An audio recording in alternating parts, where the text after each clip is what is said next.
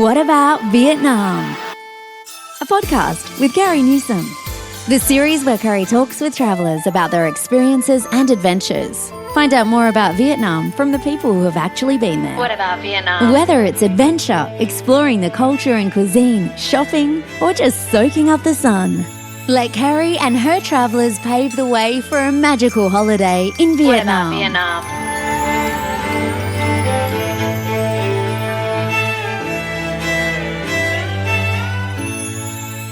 Xin chào and welcome to the What About Vietnam travel podcast. One of the questions that comes up quite a bit is Vietnam a wellness destination? Now, in the past, and I'm talking prior to COVID, this would have been a bit hard for me to answer.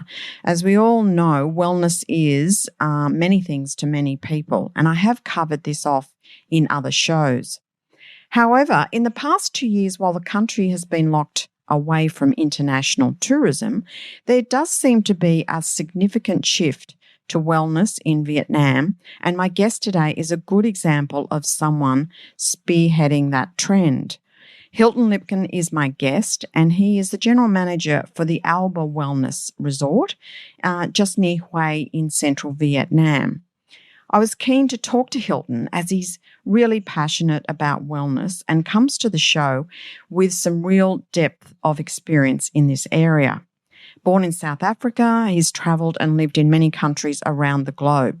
His career started off as an international fitness presenter, and from there he moved to the spa industry, and that ultimately then connected neatly with his entrance into hospitality. He's also the World Wellness Weekend ambassador for Vietnam and is really big on trying to promote wellness and happiness throughout Vietnam and the world. He's a very entertaining guest, and he has some real home truths to share about the growth of this type of travel in Vietnam and how developers are now directing their attention to better ways to save the environment and bring health and wellness to people during their stays in Vietnam. I think for people who are looking for a new and interesting wellness destination, one that offers beautiful culture, people, nature, quality food, and sustainable practices designed to preserve the environment, you're going to get a lot out of this show. Please welcome Hylton to the program.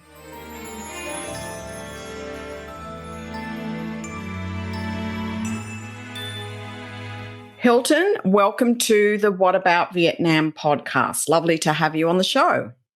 It's an honor to be here. Thank you very much. Fabulous. Hylton, when we started to do a deep dive into your history and obviously your love of Vietnam, you've lived in many countries around the world. What was it about Vietnam that first captured your heart and keeps you there? Do I tell you the real version or the poetic version? Whichever you prefer.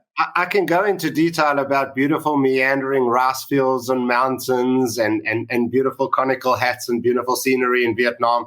But the reality is I got offered a job, and that's what brought me to Vietnam. Somehow, for some strange reason, the jobs that I've had over the couple of past years have been kind of in a straight line.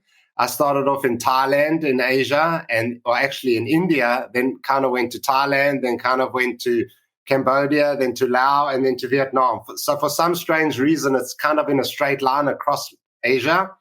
But the honest reply is I got offered a job in Vietnam and I took the opportunity, and that's what brought me to Vietnam. And to answer your second question, what keeps me here is I love the place, I love my work, but it's still my job.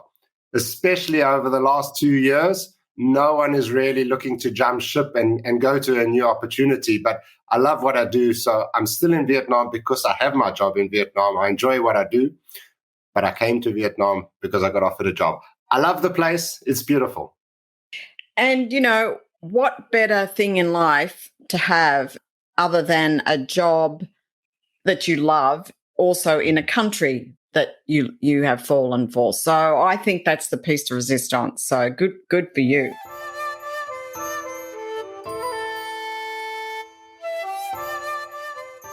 an international fitness presenter. I'd like to know just a little bit more about that and maybe how you've applied that knowledge and that background experience into your job and into your role in Vietnam. Yes, I've always been involved in fitness. I've always been very interested in fitness, and I started my fitness career as a presenter when I was living in South Africa, where I was born. And I traveled immensely around the world presenting fitness programs and fitness education programs and working with different associations and groups all over the world. Nothing to do with hospitality, nothing to do with spas, but that was definitely a fantastic grounding and rooting towards the fitness industry.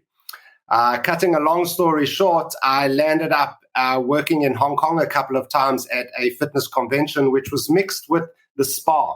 They called it a spa and wellness convention in Hong Kong.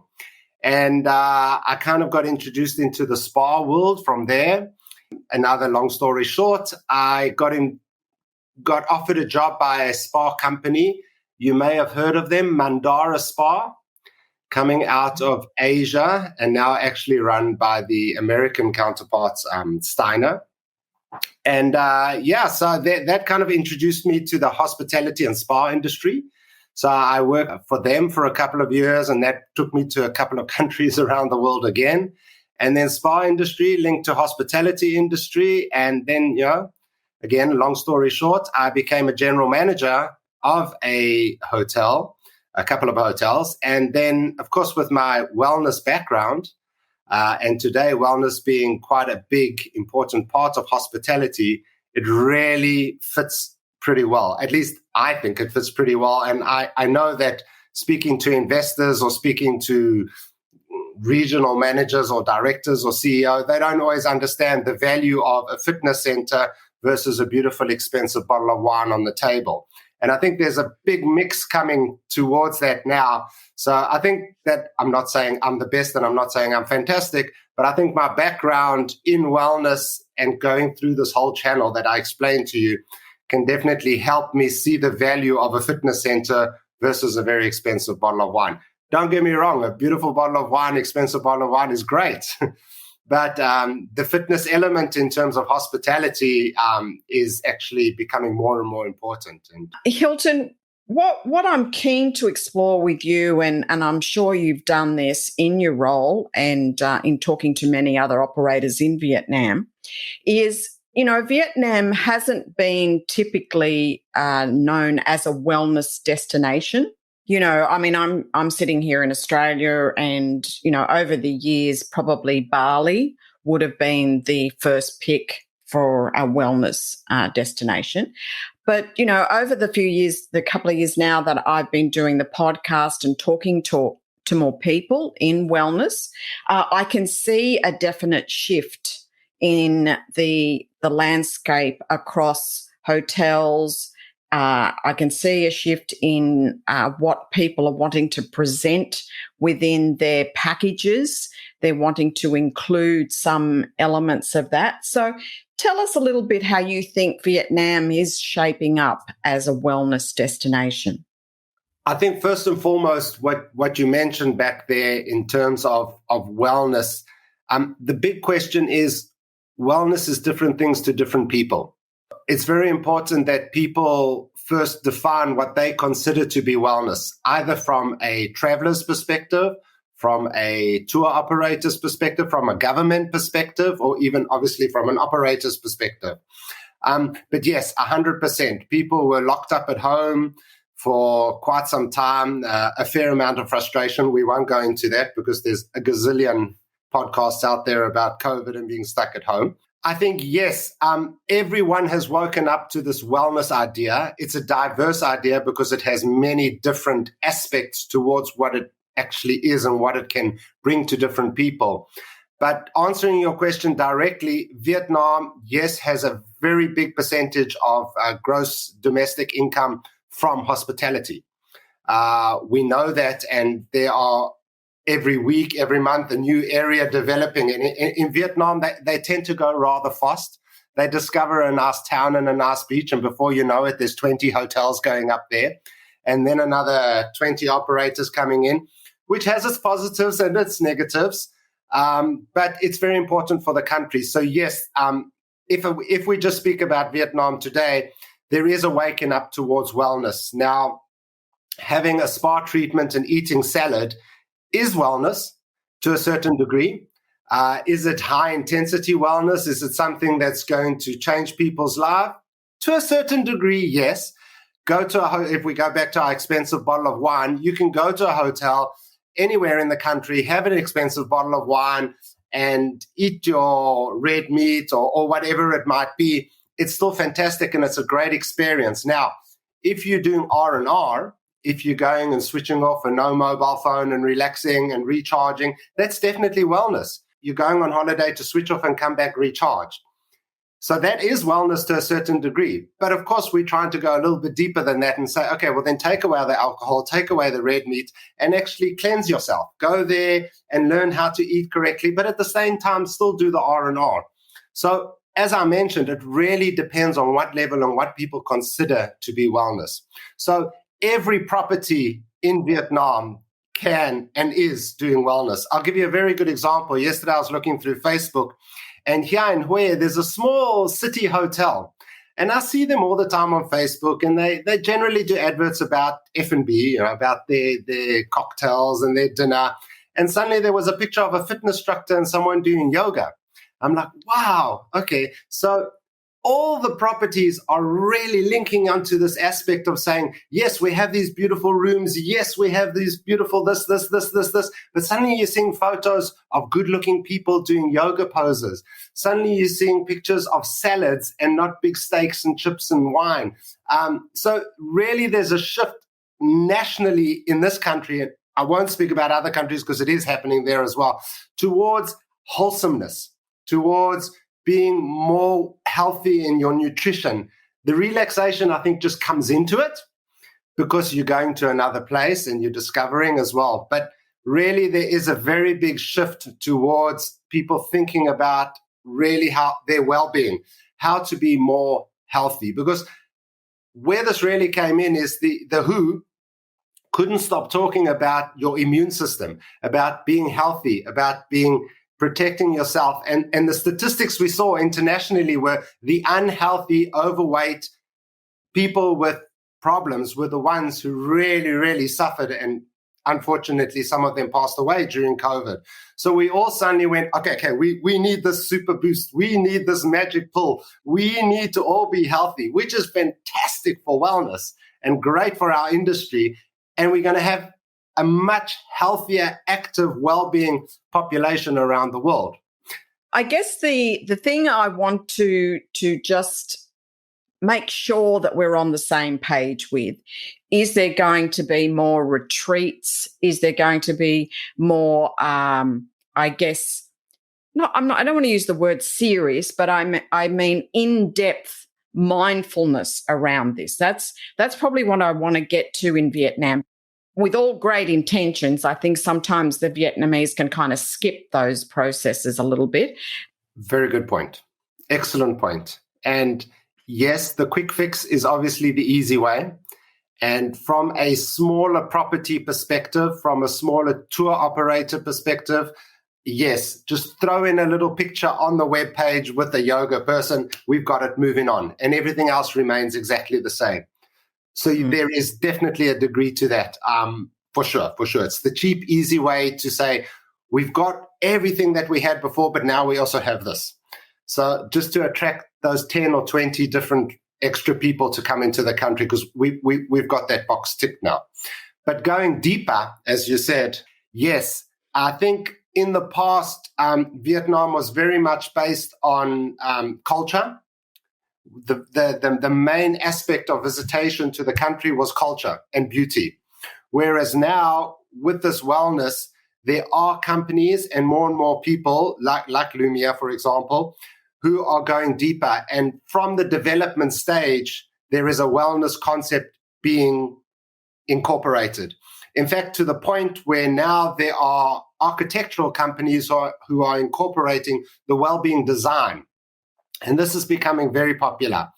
Again, return on investment. It's easy for us to speak. I'm very passionate about it. But when someone's pouring in hundreds of millions of dollars and I'm telling him that he has to make his windows twice the amount of size and they need to open and there needs to be fresh air, and he's like, well, how much does the small window cost and how much does the double ply, blah, blah, blah, blah window cost, or the whatever?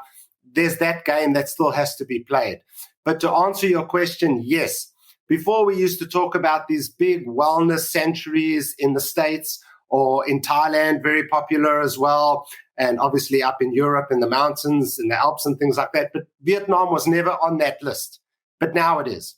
Now we definitely have, personally, I don't want to blow my horn and say that my property is one of those, but definitely we consider ourselves as one of the more integrated wellness destinations in Vietnam. And we're not alone. You mentioned Michelle. I know she's working on an integrated wellness destination not far from us, and there are more and more. So to answer your question, yes, there's definitely more of an in-depth wellness destination coming in Vietnam, without a doubt. And that's comforting to hear because, that philosophy of wellness, mindfulness and travel in this space, there's so many expectations to meet. I'm talking to travelers and they're the ones that, drill down and just want to get down to, really what there is. And as we know, Vietnam does offer a diversity of beauty. I mean, I can go to Hoi An and the first day I feel lifted just because of the color, because of the vibe, the energy, the lanterns, twilight. So I can get a sense of wellness just through their culture. But to go to the lengths that you're talking about, which I think is great, and, I know your property and I want you to talk about your property because I think it's a rich example. And certainly the direction I want to take with these podcasts is to be able to offer my travelers different options that are real, that, are told from the perspective of knowledge. And because you have that background, that's a real gift. Not every general manager of one of these locations would have your wellness background. So to me, that's a gold star automatically. So maybe talk to us a little bit about Alba and maybe a little bit about Hue, so people can get the combination of what they can experience at the Alba Wellness location. Okay, so now's my 5 minutes of pitching advertising. No. No, I don't want you pitching advertising. Okay, everybody, no. this is the story. There's only one place in Vietnam that you need to visit. No, okay, I'm joking.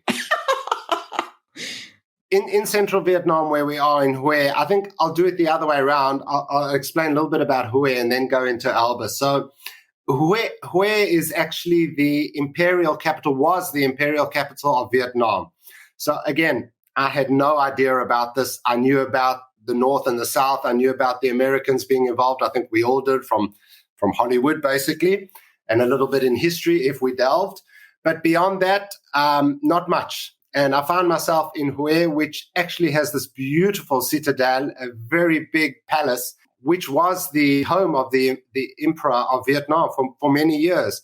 And they have really kept it as best as they can. So it's a fantastic historical relic that you find in the center of Vietnam. And everything around that is centered towards the citadel. So when you actually come into Hue, you find this place and it's really a wow moment. It's, what is this? It's like the first time you see Buckingham Palace or something, wow. So that's really something different and something unique for this area. And then the city itself is very beautiful with the water landscapes. And actually people live inside the citadel. They have housing all around inside. So you just have these big castle walls. So it's actually very unique and very pretty. Then ourselves, Alba is actually about 30 kilometers out of the city. The reason we are there is there's hot springs that come out of the ground. So about 40 years ago, these hot springs were discovered, well, actually over 100 years ago, these hot springs were discovered. And then over time, certain people got involved. Again, I won't go into details. And the founder of Alba, Madame Chow, she bought or rented this area and said, I will develop these hot springs for the people. So there's a very big CSR concept behind it, where she wanted the local people to be able to use the benefits and the medical benefits of these natural hot springs and not be closed into one of these international, closed, very expensive type of areas. So, which is a great idea. So our whole property was built around that. So today what we have is what we call Alba Wellness Valley, which is built up into two properties. We have one side which we call Tantan, which is where the hot springs are, and people can come for day pass, and there's camping, and there's high wire and zip line and hiking and swimming and craft activities and many, many different activities. But the local people can come for one day. It's not expensive, and they can enjoy the benefits of the hot springs and the whole environment of being outside. On the other side, we have what we call Alba Wellness, which is more of a high-end 4-star, 5-star property, which also incorporates the hot springs and everything with it, but it's more on a higher end. So we really get the best of both worlds. So we're using the hot springs as a central attraction, but we're allowing the high-end population more on a more expensive, if we could say that, to benefit from that with more intense and more developed programs that you mentioned earlier. And on the other side, we have the very down-to-earth, just come, sit and soak in the hot springs, take it in, and it doesn't cost you almost anything. So we really try to maintain the concept of the founder, Madame Chow, where it remains affordable for the local people. On the wellness side, we have the company that we are managed by, Fusion, is an all-exclusive wellness spa concept. So every guest gets a treatment included in the room rate. So, for example, anywhere you go in the world, most of the places in the world, you get bed and breakfast, which is kind of a given today. So if you come to one of our properties, you get bed, breakfast, and spa.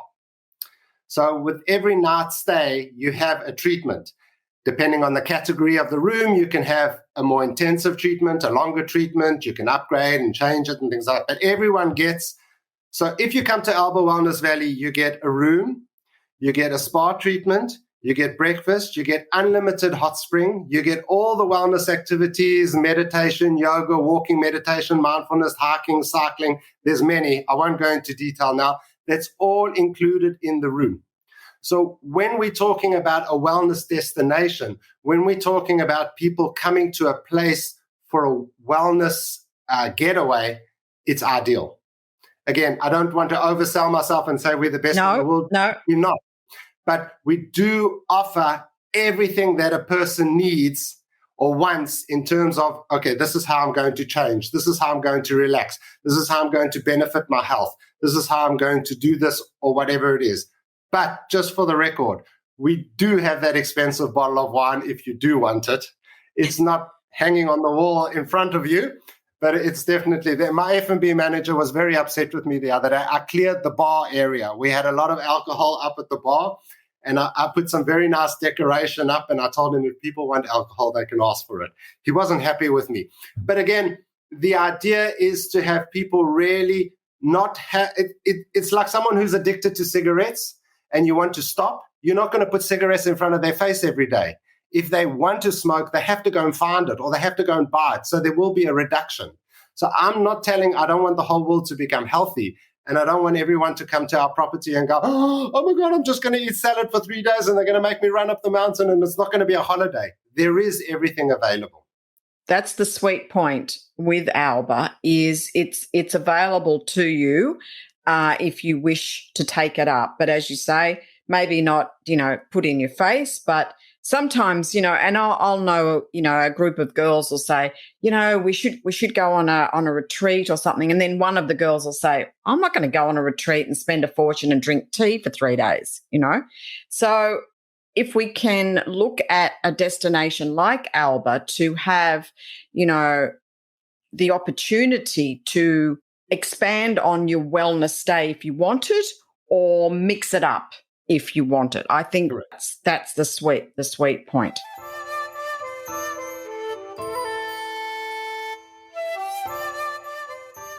I think it's very important, as you mentioned, when you're building up a wellness destination or when you're building up something in terms of wellness, if you go too hardcore, you're going to scare off people.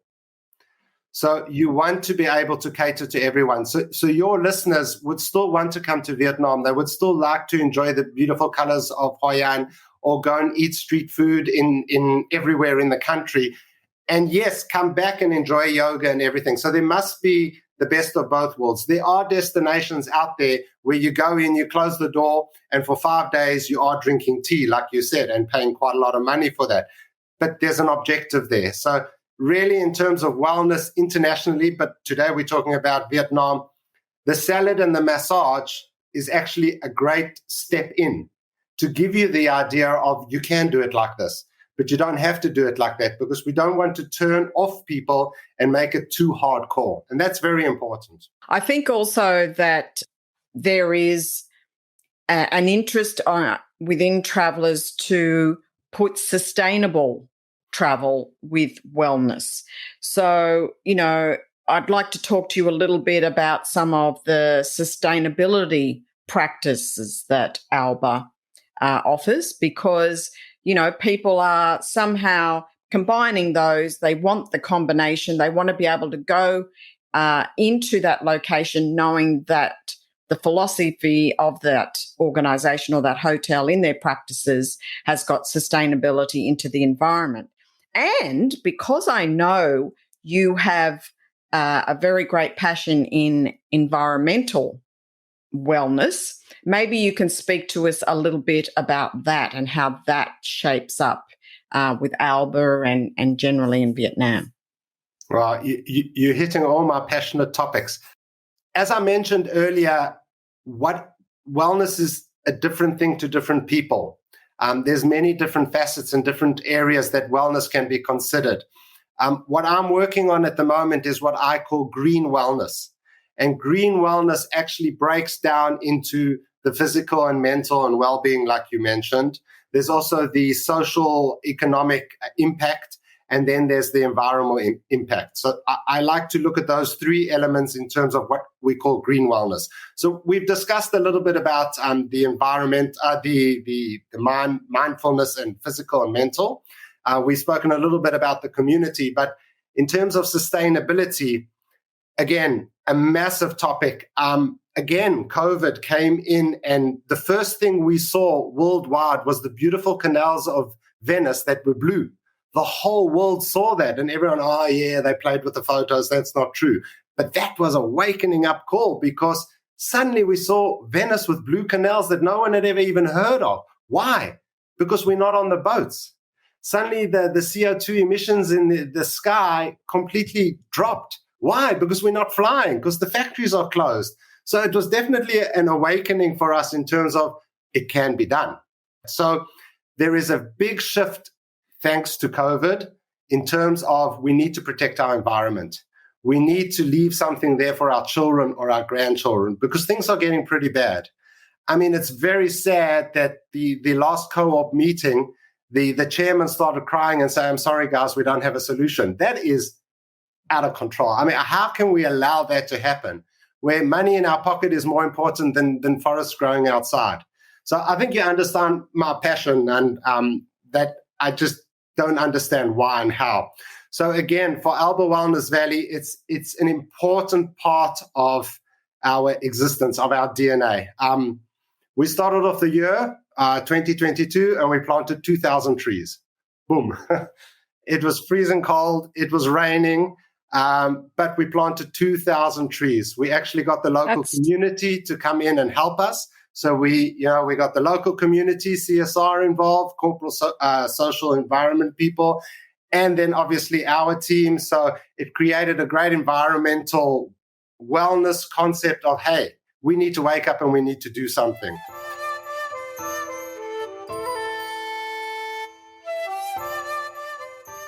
I'm working with some international groups at the moment, think tanks, very exciting.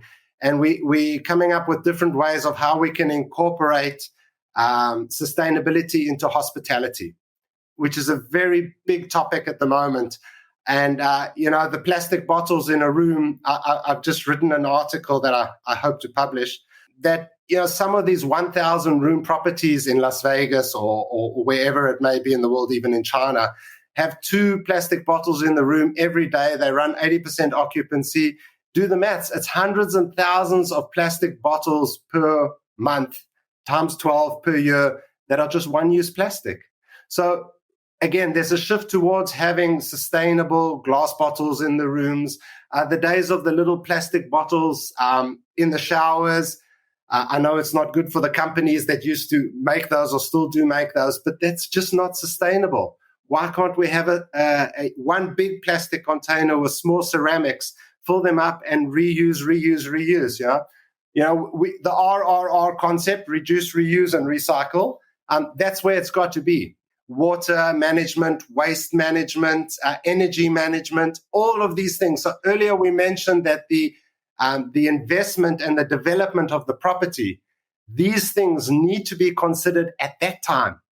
Now, as general managers or hotel operators, we're doing everything we can to convert ourselves to be in a more sustainable situation. But if in the beginning we said, hey, we're not going to use the grid electricity, we're going to invest an extra $100,000, but we're going to use solar, or we're going to do this, yes, it's going to cost more in the beginning, but generally there's a budget in the beginning. There's an investment budget. So throw that in then, and then electricity bills will come down. But from a marketing perspective, if you go out today and you say, we're off the grid and we're using solar energy, you actually get more awareness towards your property. Forget about the fact that you're saving money and you're saving the earth. There's a massive, not marketing, I suppose I could say marketing element to it. So sustainability is actually fashionable, and that's great. You don't need to wear Nike or Adidas. If you wear a T-shirt that says, I care about the earth, you'll probably sell it. Maybe you get Kanye West to sign it for you and you can sell it for $90. Give him 10 and give 80 to some association somewhere that can help the world. So all of these small little elements, every property, and again, it's not just hospitality, it's the government. And getting back to the Hue government, I actually work quite closely with the Hue Tourism Board on other projects, World Wellness Weekend as well. And Hue wants to be more green. And they're working on these pillars where people will come to Hue because it's a green destination, because they're careful about the waste, because they're careful about the environment, because they're planting trees. And again, it attracts people. So from a tourism perspective, it's an attraction point. It's a selling point. But hey, that's a great thing, 10 out of 10. But at the same time, our grandchildren will have a forest in 100 years' time. So hey, absolutely, we need to go with it.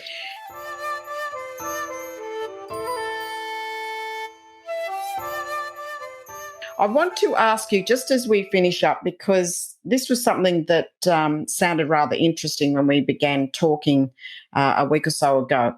You said you are the ambassador of a wellness weekend. So maybe talk to us a little bit about that, as I'm sure my listeners would be interested to know. Okay, definitely. So we have an organization called World Wellness Weekend, WWW, and it doesn't mean World Wellness Web, it means World Wellness Weekend. But of course, we link to the idea. The idea behind World Wellness Weekend is that every year on one weekend in the year, it will be the 16, 17, and 18 of September this year, the whole world comes together to do wellness activities. And when I mean the whole world, last year we had 133 countries involved. We had a couple of thousand, I think nearly 2,500 events throughout the whole world doing wellness activities on that weekend.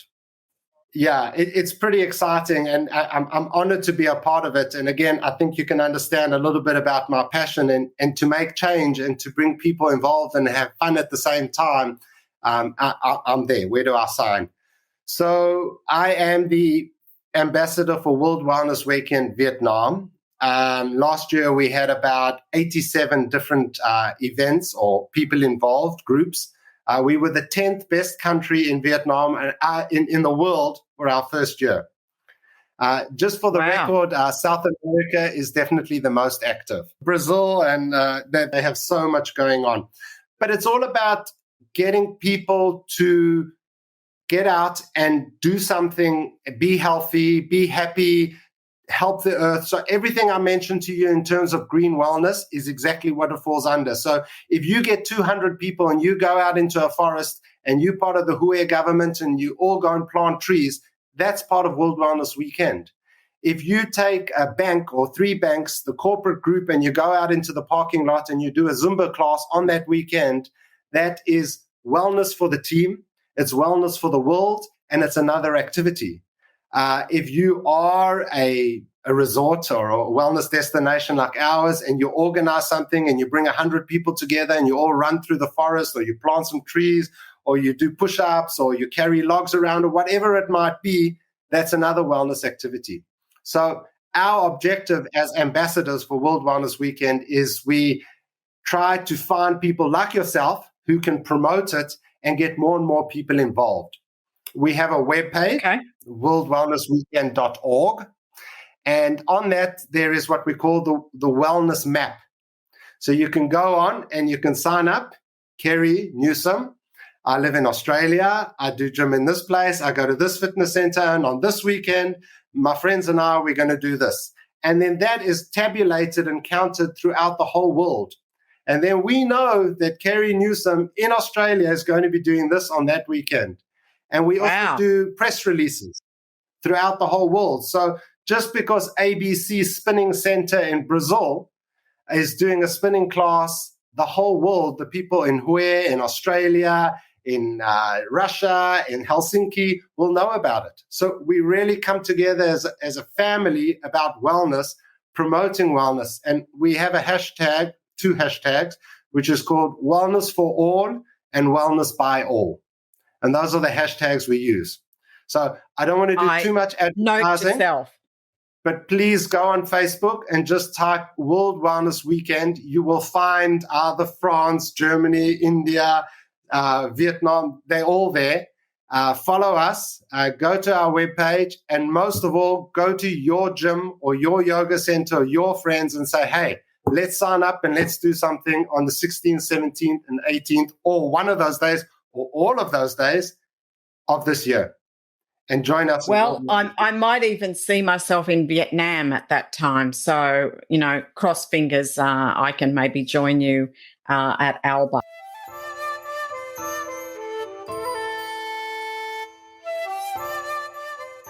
I think, as we've mentioned throughout this whole call, there's definitely a big development and a big growth in terms of wellness. So many of the properties that you do already know or that do advertise have a wellness influence that is coming in, definitely. There are more and more destinations. Da Nang, there's 1 or 2 properties in Da Nang that are very wellness orientated. You mentioned Hoi An. There are actually 1 or 2 in Hoi An as well, and obviously ourselves. But that only covers central Vietnam. So I would say in central Vietnam, I wouldn't say we're leading the way, but there's definitely development in terms of wellness destination. But going out into the different parts of the country, there are things everywhere. Like we mentioned, investors now are more interested in the wellness concept to sell their properties. They see more of a return in investment, so there will be a push in that. Again, I don't want to do too much advertising because it's not the concept of the podcast, but the group that we work with, or that I work for, is Fusion Resorts. And we call ourselves the Wellness Hospitality Company. So every one of our properties, which is actually now in Thailand as well, we do CSR, we do community services, we do wellness activities. There's all spa inclusive as well. So we have properties throughout the country, and all of those do offer wellness elements, maybe not as in-depth as we're doing at Alba, but they do have that. But saying that, I know that Starwood, I know that Accor, I know that Marriott, Marriott and Starwood is the same company now. I work with some of their people on some of the think tanks, and everyone is developing wellness concepts. Everyone is developing wellness packages. Everyone is developing retreats. So I would say just do your homework, go into the internet, but there's a lot out there, a lot. Fantastic. I just want to say again, thank you very much for your time. It's been great to chat about this, and I feel really good that we've got some depth going in Vietnam now, and I can see a lot of tourists seeking out these places in the future. So thanks very much again, Hylton. No, thank you. Thank you for listening. Check out the episode notes for more information. What about Vietnam? Don't forget to subscribe, rate and review, and stay tuned for more fun adventures in Vietnam.